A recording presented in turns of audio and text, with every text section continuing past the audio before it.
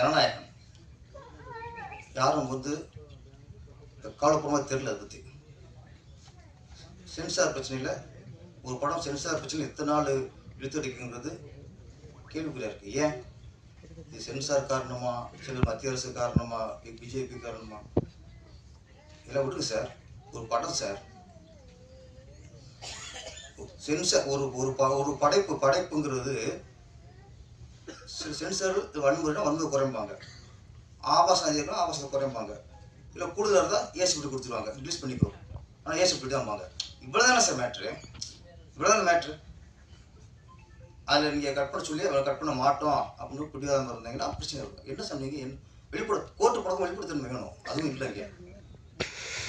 இப்போ நான் ஒரு ஒரு இயக்குனர் சினிமாக்காரன் நான் பேசும்போது ஒரு திரைப்படம் ஏன் ஒரு சென்சார் போய் ஏன் எத்தனை நாள் ரிலீஸ் ஆகாமல் இருக்கு? நான் ஒன்று சொல்கிறேன், மத்திய அரசுக்கும் சொல்கிறேன், சென்சாருக்கும் நான் சொல்லிக்கிறேன்.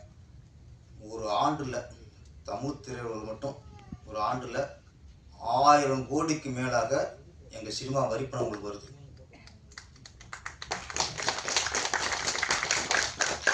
டிக்கெட்டில் முடிச்சிடலாம், டிக்கெட்டில் மட்டுமே உங்களுக்கு 1000 கோடிக்கு மேலே வருது.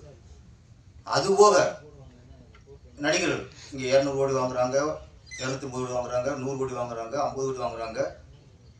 இவங்க கட்ட டேக்ஸ் இருக்குல்ல, 200 கோடிக்குலாம் கண்டிப்பாக அவங்க 20 கோடியாவது கட்டிடும்.